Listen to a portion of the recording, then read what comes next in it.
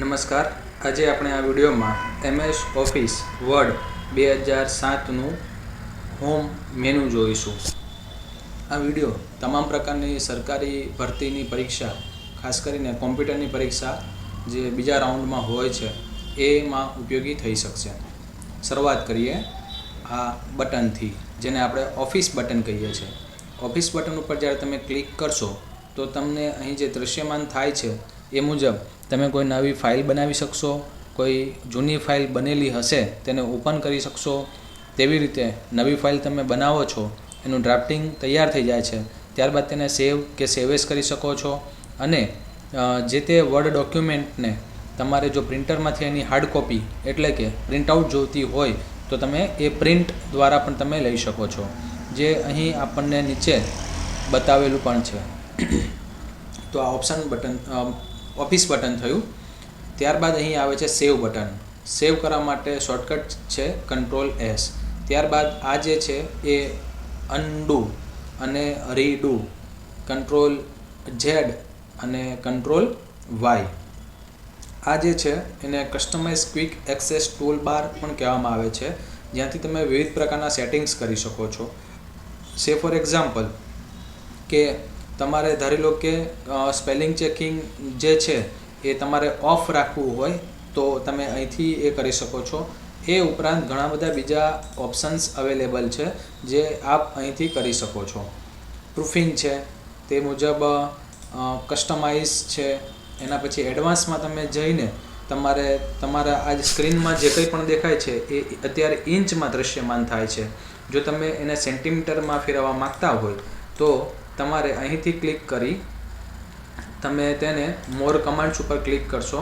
ત્યારબાદ તમે અહીંથી એડવાન્સમાં જઈને અહીં જે ઇંચ છે એની જગ્યાએ સેન્ટીમીટર, મિલીમીટર કરશો તો એ મુજબ તમને ચેન્જ જોવા મળશે. તો હવે અહીંયા સેન્ટીમીટર આવી જાય છે. એ પહેલાં આ માપ જે હતું એ ઇંચમાં હતું. તો આ મુજબના અન્ય ઘણા બધા ચેન્જીસ તમે આ જગ્યાએથી તમે પરફોર્મ કરી શકશો. ત્યારબાદ હવે આપણે એક કામ કરીએ. હું અત્યારે F1 કી પ્રેસ કરું છું, જે હેલ્પ માટે ઉપયોગી થાય છે. વર્ડમાં જો તમારે હેલ્પ જોતી હોય તો આપ F1 કીનો ઉપયોગ કરી શકો છો. તો અહીંથી આપણે કોઈ પેરેગ્રાફ અથવા તો કોઈ કન્ટેન્ટ જે રેડીમેડ હશે એ આપણે કોપી કરીને લઈએ છીએ. તો અહીંથી કોઈ પણ તમે એક પેરેગ્રાફ લઈ શકો કે જેથી કરીને મારે એ મારે એ વસ્તુ ટાઈપ ના કરવી પડે એના માટે.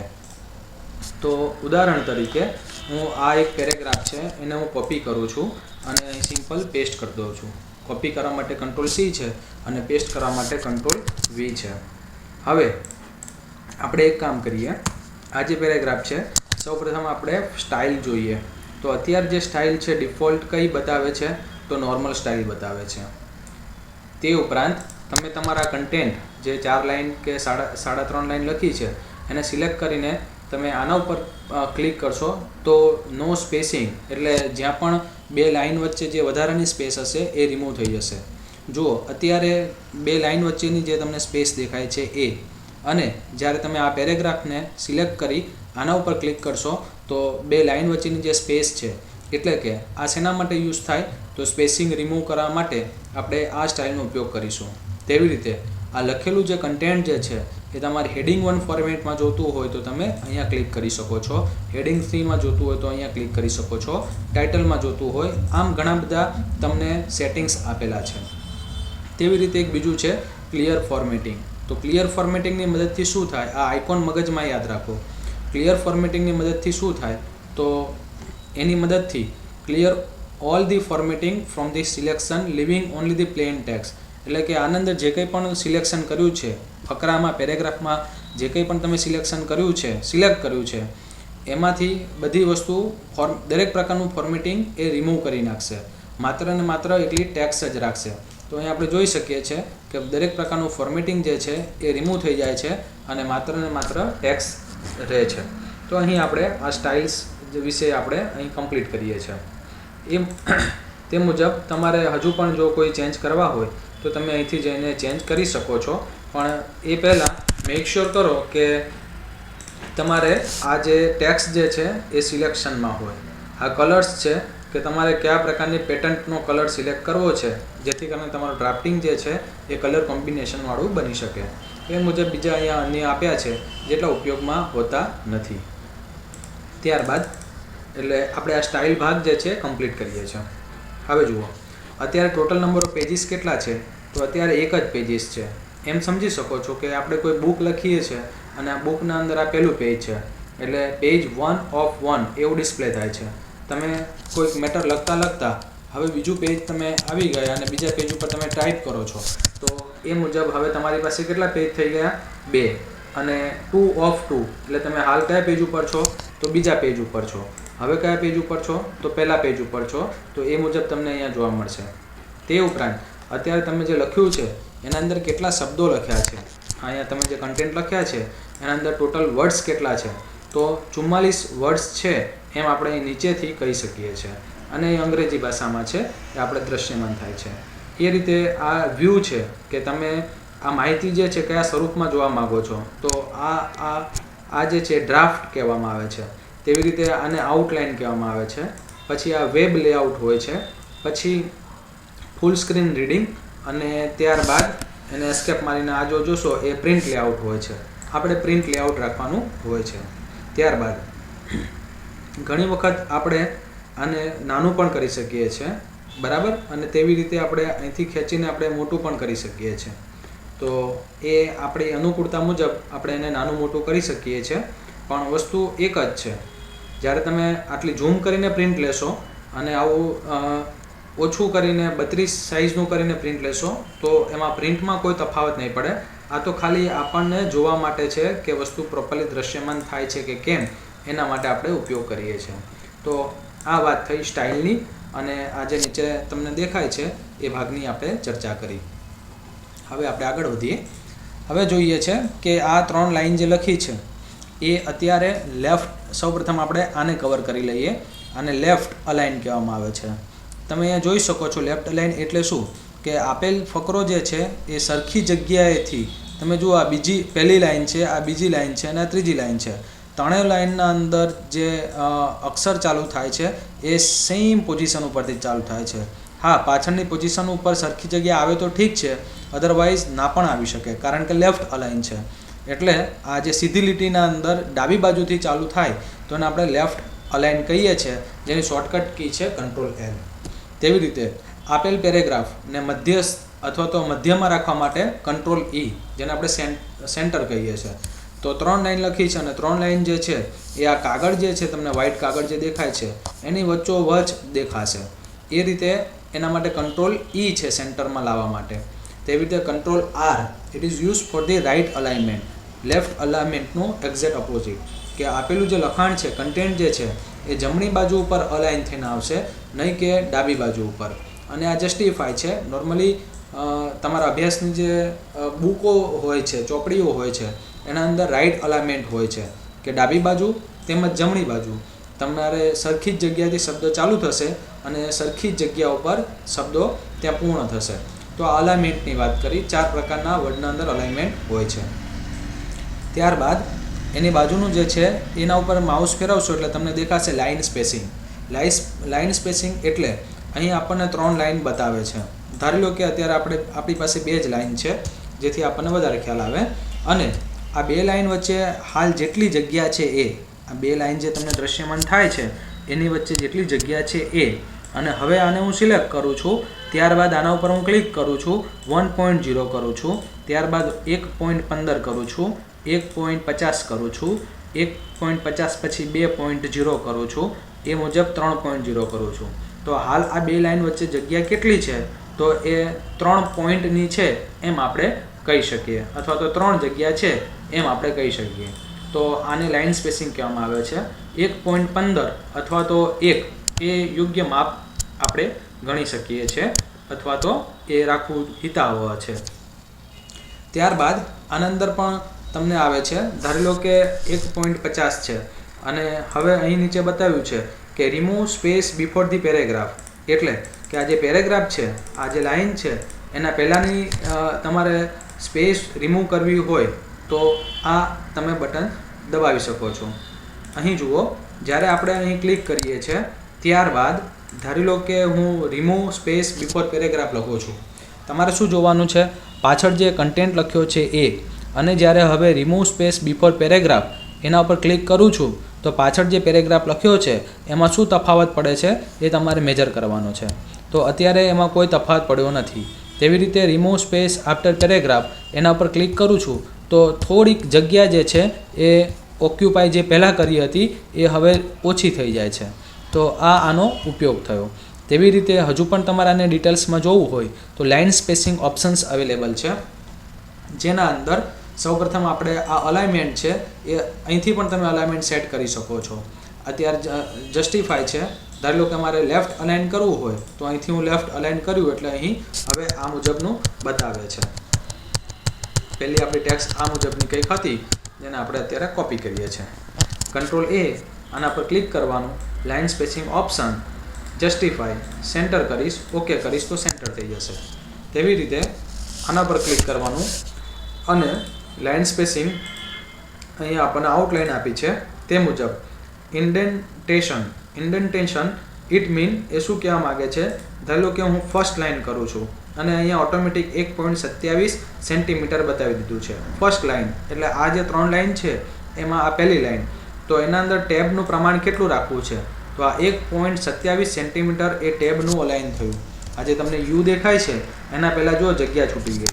કંટ્રોલ Z અને ફરીથી હું તમને બતાવું છું કે ધારી લો કે અહીંયા હું ફર્સ્ટ લાઇન લખું છું અને અહીંયા 1.27ની જગ્યાએ 5.27 કરું છું તો આ 5 અહીંયા જે તમને દેખાય છે 5.27ની જગ્યા થઈ. તો આ તેનો ઉપયોગ થયો. અને એવી જ રીતે હેંગિંગનો મતલબ થાય કે અત્યારે આપણે જોયું હતું કે પહેલી લાઇનની અંદર જગ્યા છૂટતી હતી. હવે પહેલી લાઇન જે છે એ એઝ ઇટ ઇઝ રહેશે અને ત્યારબાદ જેટલી પણ લાઇન છે એના અંદર 1.27ની જગ્યા છોડવાની વાત છે. તો આ 1.27ની જગ્યા બાકીની તમામ લાઇનમાં છૂટે છે, જેને આપણે હેંગિંગ કહીએ છીએ. તો આ ઓપ્શન્સ તમને આમાંથી મળી રહેશે. તે સિવાય તમારે લાઇન પહેલાં અમુક જગ્યા છોડાવી છે. આ બે લાઇન વચ્ચે જે તમને જગ્યા જે છે એ 18 પોઈન્ટ્સની છૂટશે. લાઇન પહેલાં નહીં પણ પેરેગ્રાફ છે, બિફોર પેરેગ્રાફ. તો અહીં તમે જોઈ શકો છો કે આ જે લાઇન અહીંયા જે તમને જગ્યા દેખાય છે એ 18 પોઈન્ટ્સની છે. ફરીથી આપણે આને સમજીએ. અહીં લાઇન સ્પેસિંગમાં જાઉં છું અને અહીં 18ની જગ્યાએ ધારો કે 54 કરી નાખું છું. તો અહીં જે જગ્યા છે એ પહેલાં 18ની હતી અને હવે 54ની કરવાથી આ 54ની જગ્યા થઈ ગઈ. તેવી રીતે આ બિફોર પેરેગ્રાફની વાત થઈ, એવી રીતના આફ્ટર પેરેગ્રાફ પણ આવી શકે. હવે આપણે આફ્ટર પેરેગ્રાફનું કરીએ. આફ્ટર પેરેગ્રાફના અંદર અત્યારે ઓટો છે, મારે આફ્ટર પેરેગ્રાફના અંદર 18ની રાખવી છે. તો અત્યારે જે છે ઓટો એ કદાચ 6 પોઈન્ટની હશે. આપણે હવે 18 કરીએ છીએ એટલે આ જે જગ્યા છે આફ્ટર પેરેગ્રાફ એ થોડીક વધીને નીચે આવશે. જરા ધ્યાનથી જોજો, અહીં તમને 18ની જગ્યા તમને જોવા મળશે. આ 18ની જગ્યા તમને જોવા મળી. થોડીક વધારે સાઇઝ લઈએ એટલે આપણને તાત્કાલિક ખબર પડે કે એમાં ઇફેક્ટ આવે છે. આપણે અત્યારે 54 નહીં પણ 60, એટલે કે આ ફકરો પતી જાય એના પછી 60ની જગ્યા છોડશે. આ અત્યારે તમને 60 દ્રશ્યમાન થાય છે. તો આ મુજબ તમારી જરૂરિયાત મુજબ એનો ઉપયોગ કરી શકો છો, અથવા તો અહીં 0 રાખી શકો છો, જેથી કરીને લાઇન વચ્ચે અથવા તો લાઇન પહેલાં કે એની વચ્ચે કોઈ જગ્યા ના હોઈ શકે. એ રીતે બાકીના ઓપ્શન્સ આપ્યા છે કે જો તમારે એક્ઝેક્ટલી 1.07ની જગ્યા છોડાવી હોય તો તમે એ ઓપ્શનને પસંદ કરી શકો છો. અત્યારે 1.7ની જગ્યા છે એમ આપણે કહી શકીશું. એ રીતે લાઇન ઓપ્શનમાં હું જાઉં છું અને અહીંયા સિંગલ કરી નાખું છું અને ઓકે કરું છું તો આ સિંગલ કહેવાય. હવે 1.15 કરી નાખું છું, 1.15 થઈ. તો અત્યારે આપણે લેફ્ટ, સેન્ટર, રાઇટ, જસ્ટિફાય અને આ લાઇન સ્પેસિંગ ઓપ્શન કવર કર્યું. હવે એની બાજુનું ખાલી માઉસ મૂકવાનું છે શેડિંગ. તો શેડિંગ કોને કહેશો? ધારી લો કે હું ન્યૂ પર ક્લિક કરું છું અને શેડિંગના અંદર જઈને કોઈ પણ કલર હું પસંદ કરું છું. આ શેડિંગ તો જે કન્ટેન્ટ જે છે એની પાછળ આપેલ કલર મુજબ શેડિંગ થશે. બીજું એક ઉદાહરણ લઈએ કે આ એક આખો સ્ટેટમેન્ટ છે અથવા તો આ વિધાન જે છે એને મારે શેડ કરવો છે. શેનાથી શેડ કરવો છે? તો અહીં તમે જોઈ શકો છો કે તમે અલગ અલગ કલર ફેરવશો એ મુજબ પાછળ શેડિંગ થશે. અને RGB કલર તમારે જો કોઈ કોમ્બિનેશન કરાવવું હોય તો તમે અહીંથી કોમ્બિનેશન રેડ, ગ્રીન અને બ્લુ એ મુજબ તમે કોમ્બિનેશન કરાવીને પણ પાછળ કલર પસંદ કરાવી શકશો.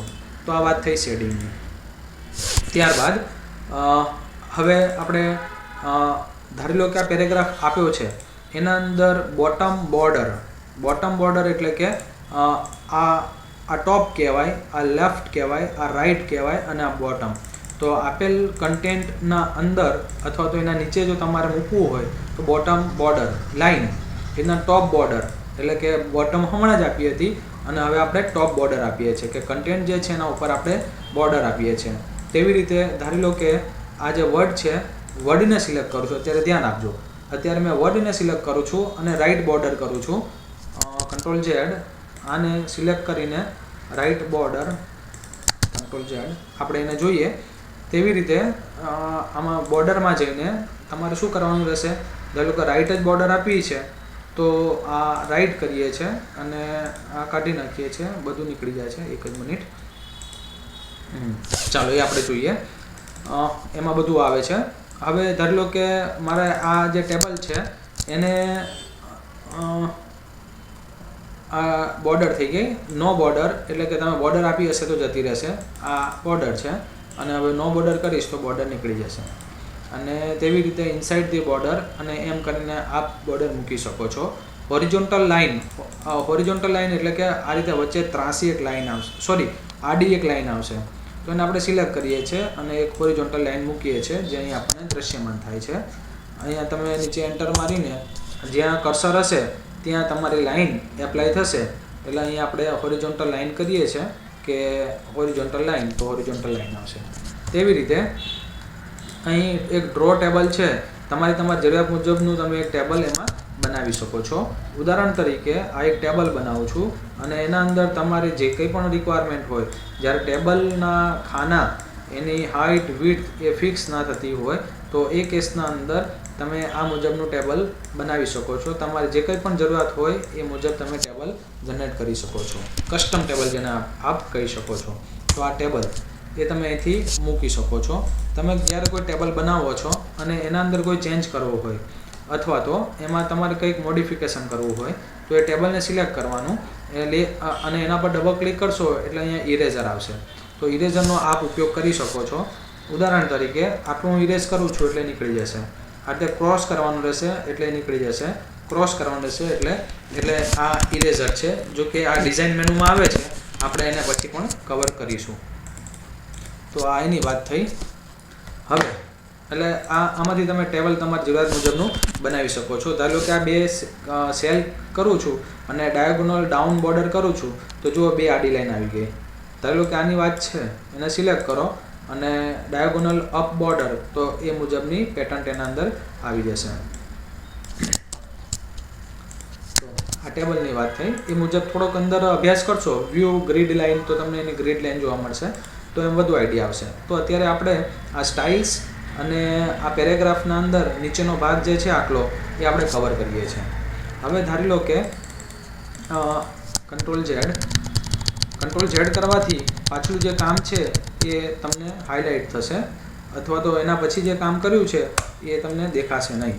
ચાલો હવે અહીંયા ધારી લો કે મેં 3 લાઈન લખી છે આ મુજબ કે યુ કેન યુઝ વર્ડ, ત્યારબાદ ફોર એક્ઝામ્પલ અને પછી આ રીતનો એમ 3 લાઈનનો પેરેગ્રાફ છે.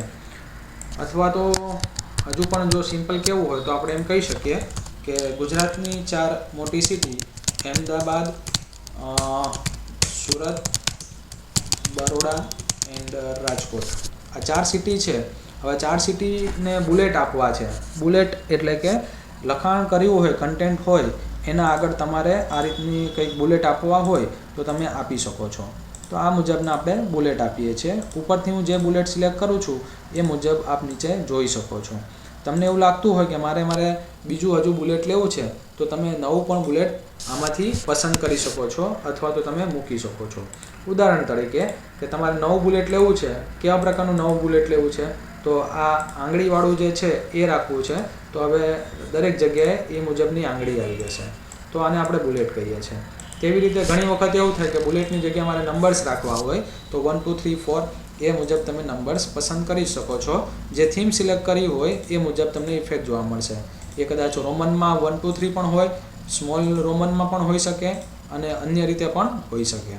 અને ઘણી વખત આ મુજબનું પણ હોઈ શકે કે ફકરાના અંદર ફકરો હોય અથવા તો પોઈન્ટ્સના અંદર સબ પોઈન્ટ હોય, તો એ વખતે તમારે કેવા પ્રકારની થીમ જોઈએ છે એ તમે નક્કી કરી શકો છો. ત્યારબાદ હવે જુઓ, અહીંયા આપણે 4 લાઈન લખી છે, એને થોડીક મારે અંદર લખવી છે, એટલે કે આ પેરેગ્રાફના નીચે આ 4 પોઈન્ટ્સ આવવા જોઈએ. તો જે 4 પોઈન્ટ્સ તમારે લેવા છે જેના નીચે, એને સિલેક્ટ કરો અને અહીંયા ઇન્ક્રીઝ ઇન્ડેન્ટ કરશો તો એ મુજબ આગળ ખસતું જશે. જ્યારે હું આના પર ક્લિક કરું છું ઇન્ક્રીઝ ઇન્ડેન્ટ, ત્યારે તમે અહીં પણ જોતા જજો, જેટલી વખત અહીંયા હું ક્લિક કરું છું એ મુજબ આ જે છે રૂલર બારના અંદર આ જે તમને બતાવે છે એની પોઝિશન પણ ખસતી જાય છે. માર્ક કરો અત્યારે કે આપણી પાસે અત્યારે લેફ્ટ સાઈડ ઉપર 8.89 સેન્ટીમીટર ઇન્ડેન્ટ છે. હવે એને હું પાછું 8.89 હતું હજુ અંદર કરું છું તો 8.89 ઉપર હવે 10.16 થઈ જાય છે. પાછું હું રિવર્સ કરું છું તો આપ સમજી શકશો 8.89 પાછું આવી જશે. બરાબર છે? તેવી રીતે આ તમે આને રિવર્સ પણ કરાવી શકો છો. તો ઘણી વખત કેવું થાય કે આપણને ખબર ના હોય તો આપણે આ રીતે સ્પેસ મૂકતા હોય, સ્પેસ બાર કી જે કીબોર્ડ ઉપર સૌથી મોટી કી આવે છે, પણ એ યોગ્ય નથી અને ટાઈમ પણ આપણે એના અંદર આપણે સેવ નથી કરી શકતા. અને ઘણી વખત એવું થાય કે એક્ઝેક્ટ આપણે સ્પેસિંગ ના આપી શકીએ, તો એના કરતાં બેટર છે કે આપણે આનો ઉપયોગ કરી શકીએ. તેવી રીતે આ શોર્ટિંગ પર્પઝ માટે છે, તો એ શોર્ટિંગ પર્પઝ માટે પણ તમે એનો ઉપયોગ કરી શકો છો. જો તમે ધ્યાન આપ્યું હોય તો અત્યારે મારી પાસે જે સિટી છે અમદાવાદ, સુરત, બરોડા અને રાજકોટ, તો એને આલ્ફાબેટ પ્રમાણે ગોઠવીએ તો પહેલી અમદાવાદ આવશે, બરોડા આવશે, પછી રાજકોટ આવશે અને પછી સુરત આવશે. તો અહીં આપણે તમે ક્લિક કરશો તો રાજકોટ અને સુરત એ મુજબ આવે છે. એસેન્ડિંગ અને ડિસેન્ડિંગ એમ અલગ અલગ ઓર્ડરના અંદર તમે તમારી અનુકૂળતા પ્રમાણે બાકીની અન્ય વિગત પણ આવે છે એ મુજબ તમે ગોઠવી શકો છો. પછી આ જે છે એને શો હાઇડ, ઘણી વખત આપણે એન્ટર મારીએ છીએ અથવા તો સ્પેસ અનનેસેસરી મૂકીએ છીએ. જ્યાં તમે એન્ટર માર્યું હોય એ તમને એ વસ્તુ બતાવે છે. તો આખો પેરેગ્રાફ લખ્યો છે એના પછી યુ અને કેન થોડું મોટું કરું છું જેથી વિઝ્યુલાઇઝ બરાબર થાય. જ્યાં જ્યાં તમે સ્પેસ મૂકી હશે ત્યાં ડોટ જેવી તમને નિશાન બતાવે છે. આ જે છે એ પૂર્ણ વિરામ છે, જ્યારે આ જે છે એ આપણે જે સ્પેસ મૂકી છે એના કારણે બતાવે છે. અને જ્યાં એન્ટર હશે ત્યાં આ મુજબનો સિમ્બોલ તમને દ્રશ્યમાન થશે, જેથી તમે જાણી શકો કે ખોટી સ્પેસ ક્યાંય મુકાઈ ગઈ હોય તો ત્યાં તમે એને હાઇલાઇટ કરી શકશો અથવા તો જોઈ શકશો. તો અત્યારે આપણે પેરેગ્રાફ નામનું આ જે ઓપ્શન્સ છે એ પણ કમ્પ્લીટ કરીએ છીએ, પણ એના અંદર એક લાઇન અને પેજ બ્રેક રહી જાય છે, એ આપણે આના પછીના સેશનના અંદર જોઈશું. ડિફોલ્ટ છે અને આ ટેબની વાત છે, તો તમે જે ટેબ બનાવ્યા હશે એ તમે અહીંથી સેટ અથવા તો રિસેટ અથવા તો ડિલીટ કરી શકશો. તો એમ કરીને અત્યારે આપણે આ પેરેગ્રાફ જે છે કમ્પ્લીટ કરીએ છીએ, આ સ્ટાઇલ જે છે કમ્પ્લીટ કરીએ છીએ. હવે આપણે આગળ વધીએ. ધારી લો કે આ સુરત, રાજકોટ, બરોડા અને અમદાવાદ આ 4 સિટીના નામ લખ્યા છે. મારે હવે આને ફરીથી લખવા છે તો મારે ફરીથી એને ટાઈપ કરવા પડશે. ઉદાહરણ તરીકે સુરત, રાજકોટ, બરોડા એન્ડ અહેમદાબાદ. બરાબર છે? તો જો તમારે ટાઈપ ના કરવા હોય તો આને કોપી કરીને Ctrl+C અથવા તો અહીંથી કોપી કરો અને તમે જ્યાં એને પેસ્ટ કરવા માગતા હોય, ધારી લો કે અહીંયા ઉપર તમારે એ વસ્તુ ફરીથી લખવી છે તો Ctrl+V અથવા તો સિમ્પલ આના અંદર પેસ્ટ તમે કરશો તો એ પેસ્ટ થઈ જશે. તો આ કોપી અને પેસ્ટની વાત થઈ. હવે કટ કોને કહેવાય? મને એવું લાગે છે કે આ સુરત, રાજકોટ, બરોડા અથવા તો આ જે રાજકોટ અને બરોડા જે છે આ ખોટું અહીં લખાઈ ગયું છે. અહીંયા માત્ર ને માત્ર 2 સિટીના નામ આવવા જોઈએ, સુરત અને બરોડા. તો રાજકોટ અને બરોડા ખોટું લખાઈ ગયું છે, તો ત્યાંથી એને કટ કરો, એટલે કે Ctrl+X એનો શોર્ટકટ કી છે, અથવા તો સિલેક્ટ કરીને અહીં કોપી કરો, કટ કરો, Ctrl+X કટ કરો અને જ્યાં તમારે એ વસ્તુ મૂકવી હોય, ધારી લો કે અહીં થોડેક નીચે મૂકવી છે, ત્યાં જઈને પછી સિમ્પલ અહીંથી પેસ્ટ કરશો એટલે તમને એ પેસ્ટ થઈ જશે. તો કટ અને પેસ્ટ એ કોઈ લખાણ અથવા તો કન્ટેન્ટ લખ્યો હોય ત્યાંથી એ રિમૂવ કરશે અને નવી જગ્યા ઉપર ત્યાં બતાવશે. હવે બીજી વસ્તુ જુઓ. ધારી લો કે આને હું અત્યારે ઓકે ચાલો પછી બતાવું છું. હવે નવો ટોપિક લઈએ. આ એક ફોર્મેટ પેઇન્ટર જે છે એ બાકી રાખું છું, એ આપણે છેલ્લે જોઈએ. હવે આ તો વાત થઈ આપણે પેરેગ્રાફ, ક્લિપબોર્ડ અને સ્ટાઇલની. હવે ઘણી વખત આ જે શબ્દ તમે જોઈ રહ્યા છો એ અત્યારે કેલિબ્રી ટાઈપ છે, ફોન્ટ ટાઈપ છે. મારે એમાં નથી લખવા, મારે સર્ટિફિકેટના અંદર જે રીતે લખાઈને આવે ને, આપણે જ્યારે ગ્રેજ્યુએશન કમ્પ્લીટ કરીએ ત્યારે સર્ટિફિકેટ આવે, એના અંદર આપણને આવા સર્ટિફિકેટ ફોન્ટ ટાઈપના અંદર લખાઈને આવવું જોઈએ. તો તમે એ મુજબના ફોન્ટ તમે સિલેક્ટ કરી શકો. ઘણી જગ્યાએ એવી રિક્વાયરમેન્ટ હોય, જો તમે સર્ટિફિકેટ બનાવતા હોય તો ફોન્ટ આવા સારા ના લાગે, ત્યાં આ રીતના સર્ટિફિકેટમાં જે તમે ફોન્ટ જુઓ છો એ મુજબના હોય તો વધુ સારું. બરાબર છે. તો આ આટલા પ્રકારના ફોન્ટ અવેલેબલ હોય છે. આ સિવાય પણ તમે અન્ય ફોન્ટ કંટ્રોલ પેનલમાં જઈને ઇન્સ્ટોલ કરી શકો છો. આ વરદાના ફોન્ટ છે. તો આ વાત થઈ ફોન્ટની. તમે અલગ અલગ કેટેગરીના અલગ અલગ ફોન્ટ તમે તમારા હેતુથી, પર્પઝથી, એક્ઝામમાં જે મુજબ પૂછ્યા હોય એ મુજબ તમે સેટ કરી શકો છો. તો આવા ઘણા બધા ફોન્ટ અવેલેબલ હોય છે. Beyond date you can also install your own additional font from the control panel. તો આ ફોન્ટ આપણે સેટ કર્યા. હવે આ કન્ટેન્ટ જે છે અત્યારે 11ની સાઇઝના છે. મારે 11ની સાઇઝના નહીં, મારે 20ની સાઇઝના રાખવા છે, તો આ 20ની સાઇઝના થઈ ગયા. ફરીથી એક બીજું ઉદાહરણ જોઈએ કે આ ફોન્ટ છે, મને એવું લાગે છે મોટા છે, અને નાના કરવા હોય તો 8ની સાઇઝના થઈ ગયા. આનો મતલબ એમ નથી કે અહીં તમને જે દ્રશ્યમાન થાય છે એટલી જ રેન્જના તમે ફોન્ટ પસંદ કરી શકો. તમને એમ લાગે છે કે ભાઈ મારે ફોન્ટ જે છે એ 30ની સાઇઝના રાખવા છે, જે આ ડ્રોપ બોક્સની અંદર અવેલેબલ નથી, તો કંઈ વાંધો નહીં. 30ની સાઇઝના રાખવા હોય તો આ બોક્સના અંદર જઈને અહીં તમે 30 લખશો તો હવે જે ફોન્ટ છે 30ની સાઇઝના થઈ ગયા. તમને એમ લાગે કે આ લખેલા જે ફોન્ટ છે એમાં છેલ્લા બે જે ફોન્ટ છે એ મારે 12ની સાઇઝના નહીં પણ 13ની સાઇઝના રાખવા છે, જે આમાં અવેલેબલ નથી, તો તમે એને 13ની સાઇઝના રાખી શકો છો. આ પહેલાં બે સિટીના નામ જે છે મારે 2ની સાઇઝના રાખવા છે, તો અહીં જઈને તમે 2 લખી શકો. 2 લખેલા છે પણ ખૂબ નાના ફોન્ટ હોવાને કારણે એ બરાબર ઉકેલાતા નથી. અહીં આપણે જોઈ શકીએ છીએ આ લખેલા છે. બરાબર. તો એ મુજબ તમારી જરૂરિયાત મુજબ તમે એના અંદર સેટિંગ કરી શકો છો. હા, હવે કદાચ તમારે ઘણા બધા ફોન્ટ, ઘણા બધા આ રીતના હોય, નાના મોટા ફોન્ટ. ઉદાહરણ તરીકે ધારો કે આની જે સાઇઝ છે એ આપણે 8ની છે, અને આની જે સાઇઝ છે એ ધારો કે આની જે સાઇઝ છે એ 8ની નહીં પણ એ માની લો કે 20ની છે. બરાબર. આ 8ની છે અને 20ની છે. સુરત આ 8ની સાઇઝના ફોન્ટ છે, જ્યારે આ 20ની સાઇઝના ફોન્ટ છે, જ્યારે આ 8ની સાઇઝના છે, આપણે એમ કહી શકીએ.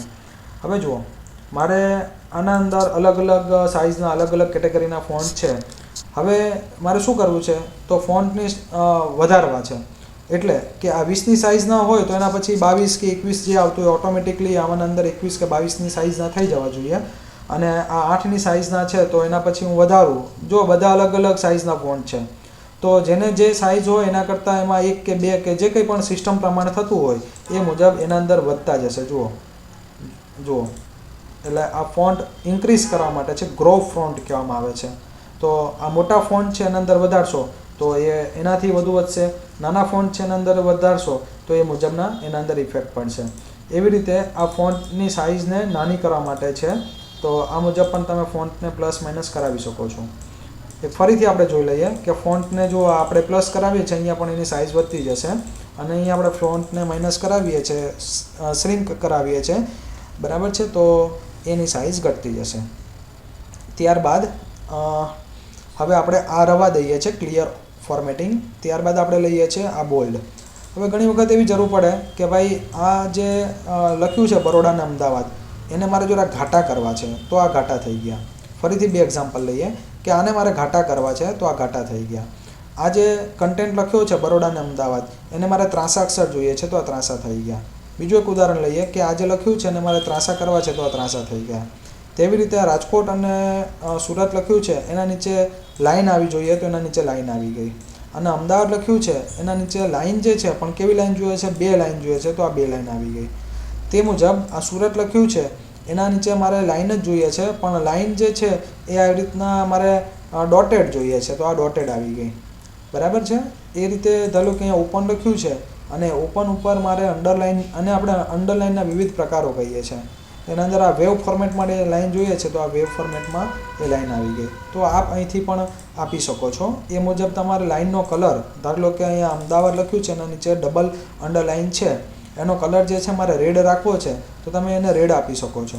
તમને એમ લાગે કે આ સુરત લખ્યું છે એની નીચેનો જે કલર જે છે એ મારે હવે એ કલર જે છે મારે ગ્રીન આપવો છે તો આપ એને ગ્રીન આપી શકો છો. તો એ તમે અહીંથી મૂકી શકો છો. બરાબર.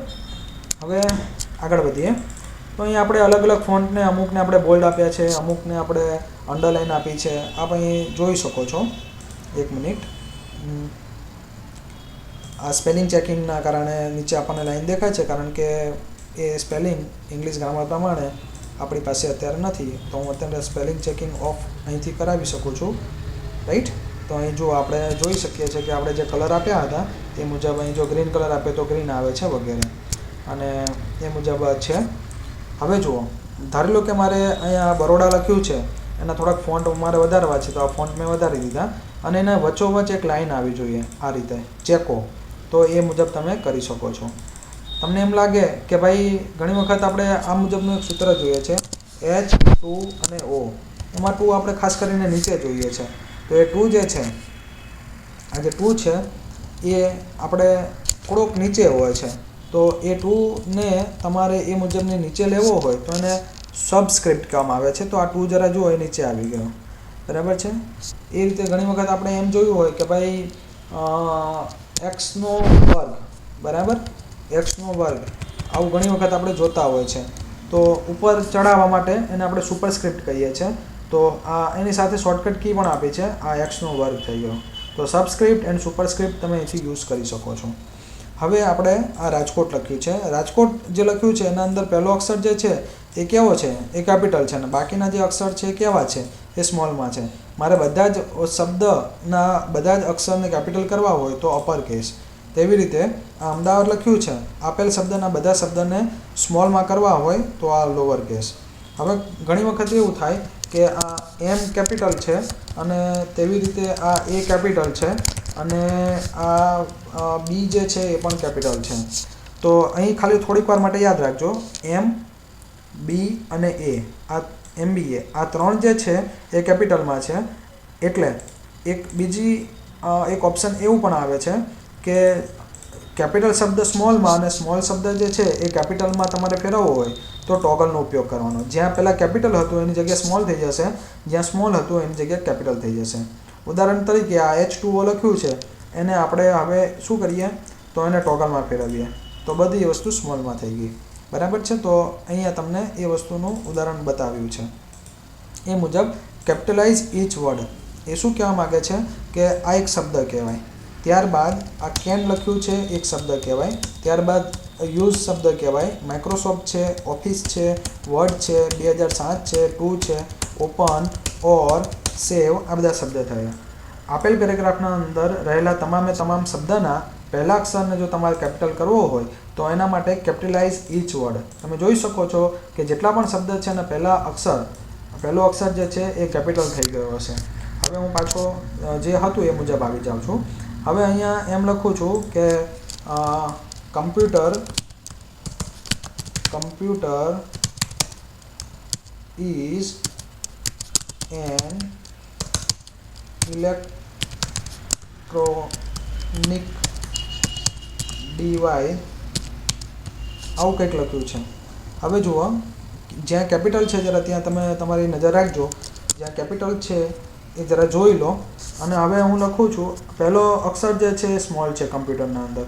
હવે હું શું કરું છું? Sentence case. સેન્ટેન્સ કેસનો મતલબ શું થાય કે આ આખું જે છે ને એ સેન્ટેન્સ કહેવાય. જ્યાં સુધી પૂર્ણ વિરામ ના આવે ત્યાં સુધી એને આપણે સેન્ટેન્સ કહીએ છીએ. તો આપેલ વિધાનનો પહેલો અક્ષર કેપિટલ, માત્ર આપેલ વિધાનના પહેલા અક્ષરને કેપિટલ કરવો હોય તો એને સેન્ટેન્સ કહીએ છીએ. તો પહેલા અક્ષર જ કેપિટલ કરશે, બાકીના જ્યાં કંઈ પણ લખ્યું હશે એ બધી વસ્તુ ઓટોમેટિક સ્મોલમાં કન્વર્ટ થઈ જશે. તો આશા રાખું છું આપને આ વિડીયો પસંદ પડ્યો હશે. હવે આપણે આગળ વધીએ. તો આ એક લાઈન આપણે કમ્પ્લીટ કરીએ છીએ. હવે હાઇલાઇટર અથવા તો ટેક્સ્ટ હાઇલાઇટિંગ કલર. ધારો કે મને કોઈ એમ પૂછે કે કોમ્પ્યુટર લખ્યું છે એના પાછળ બેકગ્રાઉન્ડની અંદર કલર પીળો આવવો જોઈએ, તો અહીંયા ક્લિક કરીને બેકગ્રાઉન્ડના અંદર પીળો કલર. જ્યાં ઇલેક્ટ્રોનિક્સ લખ્યું છે એના બેકગ્રાઉન્ડના અંદર રેડ કલર આવવો જોઈએ, તો આ રેડ કલર. જ્યાં બરોડા લખ્યું છે એના બેકગ્રાઉન્ડના અંદર આપણે ગ્રીન કલર આવવો જોઈએ, તો આ ગ્રીન કલર. Text highlighter. હવે કોઈ એમ કહે છે કે ભાઈ સુરત લખ્યું છે એ શબ્દને લાલ કલર આપો, તો આ લાલ કલર થઈ ગયું. જે અમદાવાદ લખ્યું છે એ શબ્દને તમારે પર્પલ કલર આપો, તો આ પર્પલ કલર થઈ ગયો. બરાબર છે. તો આ મુજબ પણ તમે ઇફેક્ટ મૂકી શકો છો. એ મુજબ તમે મોર કલરમાં જશો તો RGB કલર એ મુજબ હમણાં આપણે સમજાવ્યું તો એમ તમે ઇફેક્ટ આપી શકો છો. તો અહીં જુઓ આપણી પાસે ઘણા બધા ફોન્ટ છે, ઘણા બધા વર્ડ છે, ઘણાને આપણે ફોન્ટના પ્રકાર ચેન્જ કરી છે, કલર આપ્યો છે, ઘણાને અંડરલાઇનમાં ઘણો કલર આપ્યો છે, બોર્ડર કલર આપણે ફોન્ટ કલર આપ્યો છે વગેરે આપણે ઘણી બધી ઇફેક્ટ આપી છે. હવે આપણે એક કામ કરીએ કે ભાઈ આ બધી વસ્તુ સિલેક્ટ કરીએ છીએ અને ક્લિયર ઓલ ફોર્મેટિંગ. હવે ફોર્મેટિંગ કોને કહેવાય? તો આપણે આ ફોર્મેટ કર્યું કહેવાય કે ભાઈ અમદાવાદ છે એને આપણે ત્રાંસા ગોઠવ્યા છે, સુરત છે એને ત્રાંસું ગોઠવ્યું છે, બરાબર છે. આ સુરતમાં આપણે લાલ કલર આપ્યો છે, બરોડાના અંદર આપણે પાછળ ગ્રીન કલર આપ્યો છે, એમ વગેરે વગેરે. તો આ ફોર્મેટિંગ છે. તો તમારે આ બધું ફોર્મેટિંગ જો ઇરેઝ કરવું હોય તો આના પર તમે ક્લિક કરી શકો છો.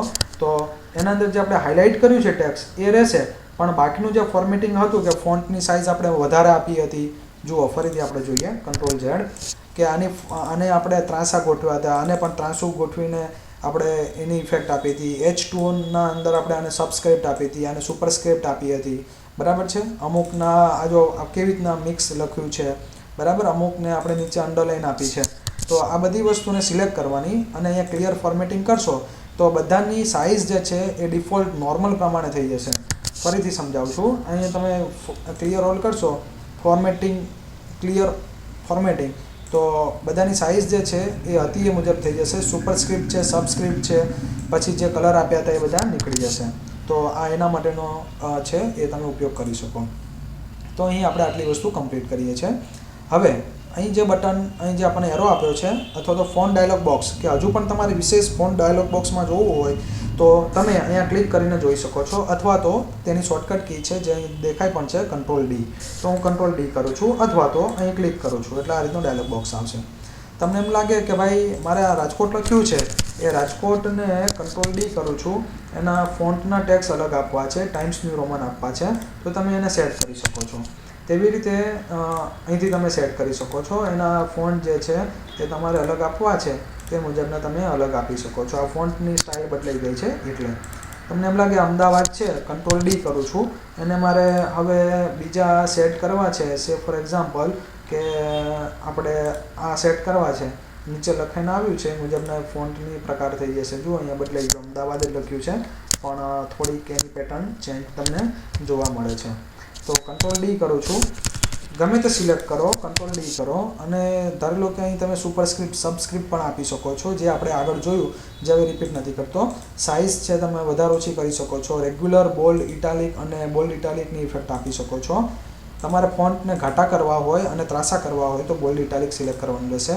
ફોન્ટનો કલર જો તમારે કોઈ અલગથી બીજો આપવો હોય કે H2O છે અને મારે એને ગ્રીન કલર આપવો હોય તો તમે અહીંથી ગ્રીન કલર આપશો તો એ ગ્રીન કલર થઈ જશે. સિલેક્ટ કરો અને Ctrl D કરો, Xનો વર્ગ, બરાબર છે. અને શેડો આપશો તો જો અહીંયા સેમ્પલ લખ્યું છે, એક ઉદાહરણ આપણને બતાવે છે. જ્યારે હું શેડો કરીશ ત્યારે પાછળ શેડો આવશે. ઉદાહરણ તરીકે તમે જોઈ શકો છો કે આના અંદર પાછળ જુઓ ધ્યાનથી તો તમને શેડો દેખાશે, માત્ર ને માત્ર Xના વર્ગમાં. બીજે ક્યાંય એવો શેડો તમને દેખવા નહીં મળે. આશા રાખું છું આપને સમજાતું હશે. Ctrl Z. હવે આપણે આ સુરત જે છે એને સિલેક્ટ કરીએ છીએ, Ctrl D કરું છું. એની સાઇઝ જે છે થોડી આપણે વધારી દઈએ છીએ અને સાઇઝ જે છે એ વધારીને 22 કરી નાખીએ. અને એમ્બોસ, અહીંયા તમને જે ઇફેક્ટ જોવા મળે છે એનગ્રેવ એ મુજબની તમને ઇફેક્ટ અહીંયા દ્રશ્યમાન 100% થશે. એટલે એમ્બોસ છે તો તમને એમ્બોસની ઇફેક્ટ જોવા મળશે. હવે અહીંયા અમદાવાદ લખ્યું છે, સ્મોલ કેપ્સ તમે જરા જોજો, અહીંયા સેમ્પલ લખ્યું છે. હવે એને હું સ્મોલ કેપ્સ કરું છું તો સેમ્પલના અંદર જે S પહેલાં કેપિટલ હતો એ થોડોક મોટો થઈ જશે, બાકીના જે કેરેક્ટર જે છે એ નાના રહેશે. તો અમદાવાદના અંદર એ કેપિટલ છે મોટો રહેશે, બાકીના બધા કેપિટલ તો રહેશે પણ થોડાક નાના રહેશે. તમે જુઓ તો એ છે બીજા કેરેક્ટરની દ્રષ્ટિએ થોડોક મોટો છે, તો આને સ્મોલ કેપ્સ કહેવામાં આવે છે. ઓલ કેપ્સ તમે કોને કહેશો? તો ઓલ કેપ્સના અંદર બધા જ કેપિટલ થઈ જશે. ઉદાહરણ તરીકે ધારી લો કે આપણે લઈએ છીએ બરોડા લઈએ છીએ, Ctrl D કરું છું અને ઓલ કેપ કરું છું તો બરોડાની અંદર રહેલા તમામ અક્ષર એ કેપિટલ થઈ જશે. એ રીતે અમદાવાદ ઉપર ક્લિક કરીને Ctrl D કરું છું અને હાઇડ કરું છું અથવા તો હિડન કરું છું તો એ ગાયબ થઈ જશે. Ctrl Z કરીશ તો આવી જશે. Ctrl Y કરું છું તો રીડુ થઈ જશે. Ctrl D કરું છું અને આ હિડનમાંથી કાઢી નાખું છું, આ કંટ્રોલ ડી કરું છું અને આપણે હિડનમાંથી કાઢી નાખીએ તો એ પાછું દ્રશ્યમાન થઈ જશે. તો આ વાત થઈ આપણે ફોન્ટ ડાયલોગ બોક્સ. એના અંદર બીજું એક મહત્ત્વનું પણ ઓછા ઉપયોગમાં આવતું કેરેક્ટર સ્પેસિંગ એ ટેબ આવે છે. કેરેક્ટર સ્પેસિંગ એના અંદર આ સ્કેલિંગ છે. તમારે જે પ્રકારનું સ્કેલિંગ રાખવું હોય એ મુજબનું રાખી શકો છો. અત્યારે મેક શ્યોર કરો કે આપણે સુરત સિલેક્ટ કર્યું છે અને સ્કેલિંગ 50% કરું છું અને એની ઇફેક્ટ જુઓ, થોડું સંકોચાઈ જાય છે. બરોડા ઉપર ક્લિક કરું છું અને આ સ્કેલિંગના અંદર 200% કરું છું તો થોડું મોટું થઈ જશે. તો આ સ્કેલિંગની વાત થઈ. તેવી રીતે ધારી લો કે અહીંયા હું અમદાવાદ ઉપર ક્લિક કરું છું, કંટ્રોલ ડી કરું છું, થોડોક ફોન્ટની સાઇઝ વધારી દઉં છું જેથી તમે બરાબર સમજી શકો. હવે સ્પેસિંગની અંદર 3 પ્રકારના આવે: નોર્મલ, એક્સપાન્ડેડ અને કોન્ડેન્સ. તો એક્સપાન્ડ કરું છું અને એના પછી જુઓ આ 1.3 એમ કહીને 3.9 કરું છું. આ અમદાવાદ લખ્યું છે એ બે વચ્ચે એટલું સ્પેસિંગ આવી જશે. હકીકતમાં આપણે સ્પેસ નથી મૂકી, પણ બે શબ્દ વચ્ચે, બે શબ્દ નહીં પણ બે અક્ષર વચ્ચે કેટલી જગ્યા રાખવી એ એક્સપાન્ડ કહેવામાં આવે છે. કંટ્રોલ ડી કરો. હજુ પણ તમારે આનાથી વધુ જગ્યા જોતી હોય તો 6.4 કરશો તો એ મુજબ આમાં વધતી જાય છે. ધારો કે અમદાવાદ સિલેક્ટ કરીને કંટ્રોલ ડી કરું છું અને એના પર ત્યારબાદનો છેલ્લો ઓપ્શન ક્લિક કરું છું અને હવે આ જે વેલ્યુ છે એ 9.4 નહીં પણ ધારો કે 3.3 અથવા તો 2.5 કે એટલી કંઈક રાખું છું તો જુઓ હવે સંકોચાઈ જશે. કંટ્રોલ ડી કરું છું, જેમ તમે આની અંદર સાઇઝ વધારશો એમ આ સંકોચાશે અને જેમ સાઇઝ ઘટાડશો એમ પાછી એની મૂળભૂત પરિસ્થિતિની અંદર આવતું જશે. તો એ મુજબ તમે અહીંયા માઇનસમાં પણ આપી શકો છો. આ માઇનસમાં બરાબર છે. આ કંટ્રોલ સિલેક્ટ કરીને કંટ્રોલ ડી અને ધારો લો કે આપણે થોડુંક વધારી દઈએ કે ભાઈ આ ફોન્ટ, બે ફોન્ટ વચ્ચે જગ્યા ઓછી કરવા માંગીએ છીએ તો એ ઇફેક્ટ તમે અહીંથી આપી શકો છો. તો આમ અત્યારે આપણે આ ફોન્ટ ડાયલોગ બોક્સ સંપૂર્ણ કમ્પ્લીટ કરીએ છીએ. આ પેરેગ્રાફ જે છે એ પણ આપણે સંપૂર્ણ કમ્પ્લીટ કર્યું છે. સ્ટાઇલ અને આ ફોર્મેટિંગ. હા, હવે એક ફોર્મેટિંગ પેન્ટર આપણે બાકી રાખ્યું હતું એ જરા જોઈ લઈએ. આ બરોડા જે રીતે લખ્યું છે, જે એના ટૂંકમાં જે ફોર્મેટિંગ મળ્યું છે એ જ ફોર્મેટિંગ મારે આ યુમાં રાખવું છે તો તમે રાખી શકો. ફરીથી આપણે જોઈએ. ધારી લો કે અહીંયા આપણે અમદાવાદ લખ્યું છે એનું જે ફોર્મેટિંગ હોય બરાબર છે, તો એ મારે બીજે ક્યાંય એપ્લાય કરવું હોય તો શું કરવાનું? તો આ સોર્સ કે જેમાંથી તમે કોપી કરવા માગો છો અથવા તો જેનું તમે ઉતારવા માગો છો એને સિલેક્ટ કરો અને ફોર્મેટ પેઇન્ટર એના પર ક્લિક કરીને જુઓ અહીંયા ફોર્મેટ પેઇન્ટરનું તમને મારું કર્સર જુઓ એટલે તમને ખ્યાલ આવે. એને ત્યાંથી રાખીને તમારે જે શબ્દને રાખવું હોય એને સિલેક્ટ કરો અને ત્યારબાદ માઉસની લેફ્ટ ક્લિક છોડી દો તો અહીંયા અમદાવાદ જે રીતે લખ્યું હતું એ રીતે લખાઈને આવશે. ઉદાહરણ તરીકે આ બરોડા જે છે એ મુજબનું લખાણ કન્ટેન્ટ મારે ક્યાં જોઈએ છે? તો મારે આ ડોક્યુમેન્ટ્સમાં જોઈએ છે. તો ડોક્યુમેન્ટ્સને ત્યાં લખીને માઉસની લેફ્ટ ક્લિક છોડી દો તો જો આ ડોક્યુમેન્ટ્સ એ બરોડા જેવું લખીને આવી જશે.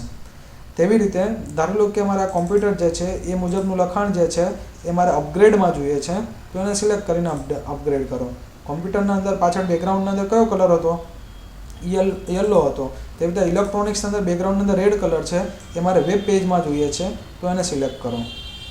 આશા રાખું છું કે આપને સમજાતું હશે. એક બીજું ઉદાહરણ લઈ લઈએ કે ફોર્મેટ પેઇન્ટર સુરતનું જે કંઈ પણ ફોર્મેટ પેઇન્ટર છે એ મારે શેમાં જોઈએ છે? તો એ મારે અહીંયા ફોર્મેટ્સ નામના વર્ડ્સમાં જોઈએ છે. તો એમ કરો તો સુરત જે રીતના જેટલા સાઇઝમાં જે એને ઇફેક્ટ મળી છે એ મુજબની આના અંદર આવી જશે. તો આ મુજબ આપ કરી શકો છો. તો અત્યારે આપણે હોમ મેનુની અંદર આ ક્લિપબોર્ડ જોયું, ફોન્ટ જોયું, પેરેગ્રાફ જોયું, સ્ટાઇલ્સ જોઈ. હવે આપણે ફાઇન્ડ એન્ડ રિપ્લેસ જોઈએ. આ ખૂબ મહત્ત્વના અને ઉપયોગી થઈ શકે એવા ફંક્શન્સ છે. તો આપણે બધી વસ્તુને પાછી ક્લિયર ઓલ કરીને કાઢી નાખીએ છીએ. કંટ્રોલ એ કરીને હું બધી વસ્તુ ડિલીટ પણ કરી નાખું છું. હવે F1 પ્રેસ કરું છું અને કોઈક એક પેરેગ્રાફ લઉં છું. ઉદાહરણ તરીકે આપણે આમાંથી આ એક પેરેગ્રાફ લીધો. કંટ્રોલ A અને કંટ્રોલ C અને અહીંયા કંટ્રોલ A કરીને કંટ્રોલ V, કંટ્રોલ A અને આ મુજબનું હું કરી નાખું છું. ચાલો અને આને જસ્ટિફાઈ આપું છું. જસ્ટિફાઈ છે. હવે જુઓ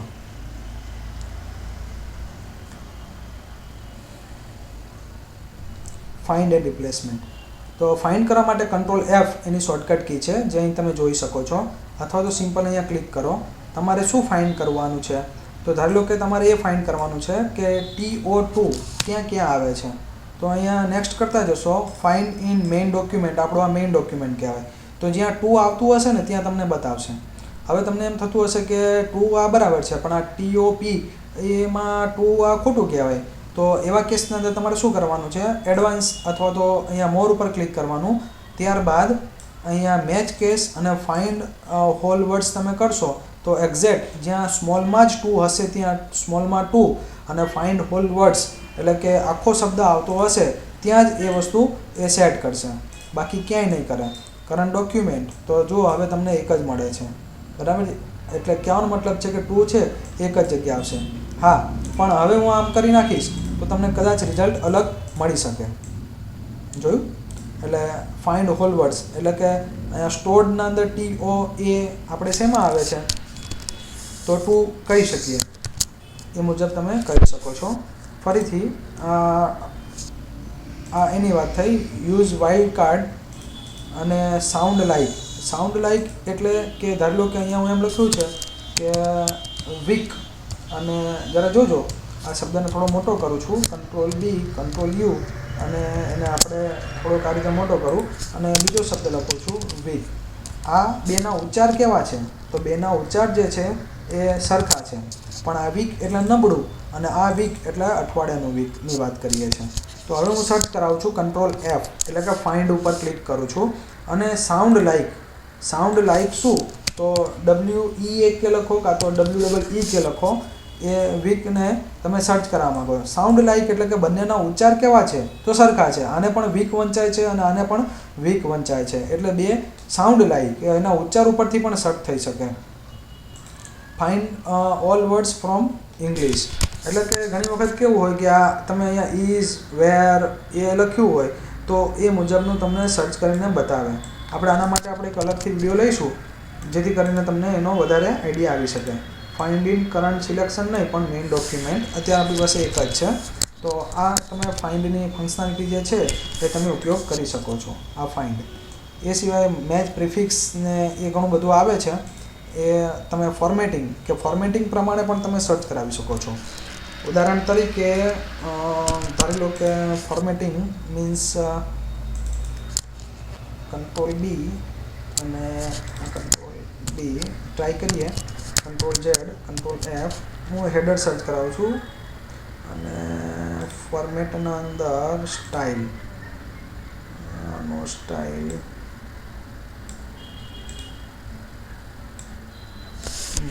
ચાલો આપણે આને પછી લઈશું, આ મોટો ટોપિક છે.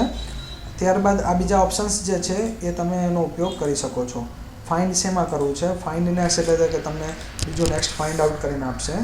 Ctrl F કરું છું અને કેન્સલ છે. હવે રિપ્લેસ, તો તમે અહીંથી પણ રિપ્લેસ કરશો તો એ જ વસ્તુ ઓપન થશે, અધરવાઇઝ Ctrl F કરશો તો અહીંયા બીજા ટેબની અંદર રિપ્લેસ આવે છે. રિપ્લેસનો મતલબ થાય કે ધારી લો કે મારે એમ કરવું હોય કે જ્યાં ઇન્ફોર્મેશન આવે છે એની જગ્યાએ ડેટા લખીને આવે તો Ctrl F અથવા તો રિપ્લેસ કરવા માટે Ctrl H એટલે હરિયાણા, તો H કરશો. ફાઇન્ડ વોટ એટલે તમારે ઇન્ફોર્મેશન ફાઇન્ડ આઉટ કરવું છે અને તેની જગ્યાએ શું લખવું છે તો ડેટા. તો જ્યાં જ્યાં ઇન્ફોર્મેશન હશે ત્યાં ડેટા લખતું જશે. જો અહીં ઇન્ફોર્મેશન છે ને તો એની જગ્યાએ રિપ્લેસ કરશો એટલે જો અહીંયા ડેટા થઈ ગયું.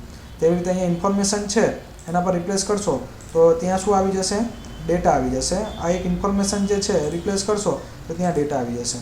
રિપ્લેસ ઓલ કરશો, ધારી લો કે હવે મારે શું સર્ચ કરાવવું છે કે ડેટા, તો 3 વખત આવે છે અને ડેટાની જગ્યાએ મારે શું કરવું છે તો રિપ્લેસ કરવું છે. શું રિપ્લેસ કરવું છે તો કેપિટલના અંદર ઇન્ફોર્મેશન.